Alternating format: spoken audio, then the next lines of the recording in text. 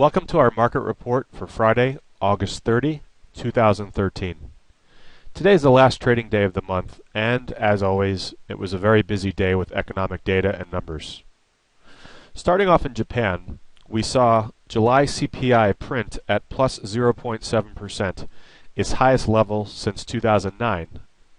Also, the jobless rate moved lower to 3.8%, its best showing since 2008. The Japanese government will contend that this is a clear victory for Abenomics, in which they are trying to engender inflation and push the yen lower.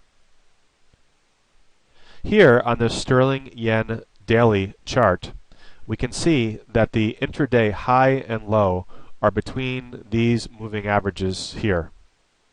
Our current level is right around the 38.2% retracement level, coming in around 151.95.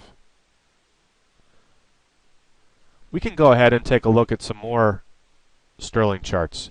This is a daily chart of British pound against the Swiss franc. Now, the economic data today in the UK were generally good.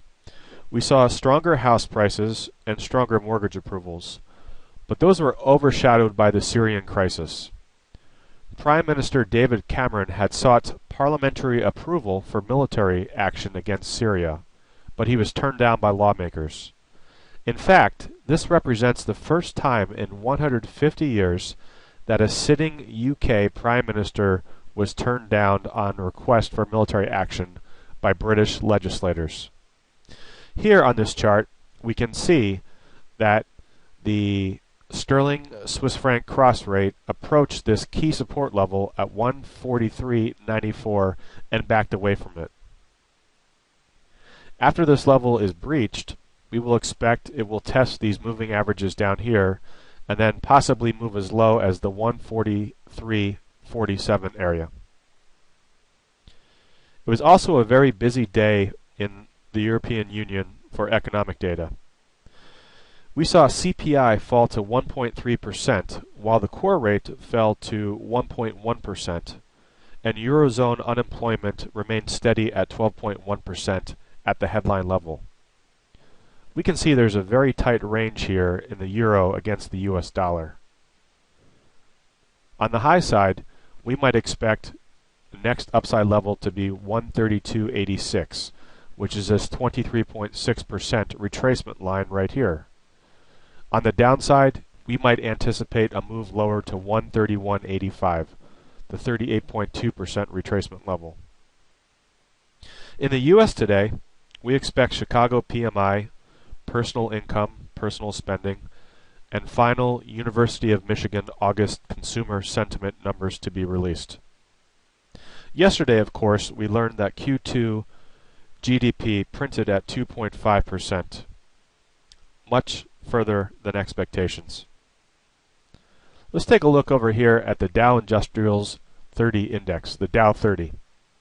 We can see here that in the month of August, the Dow has fallen about 4.2%, a pretty significant decline.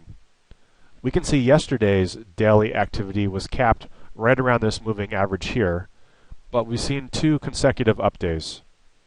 As the last trading day of the month, we will see what happens with equity prices in the US today. Let's go ahead and take a look at two more instruments. Here we see gold against the US dollar.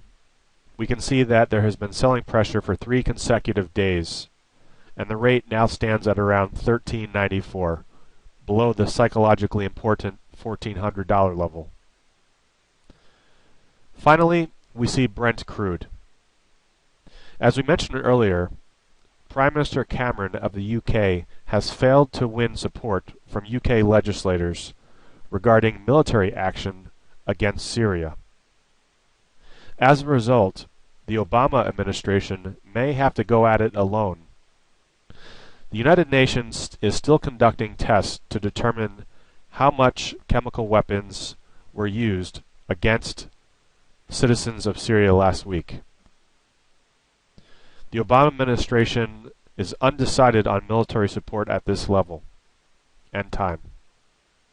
Here we see Brent crude has moved higher today and actually traded above the 114 level.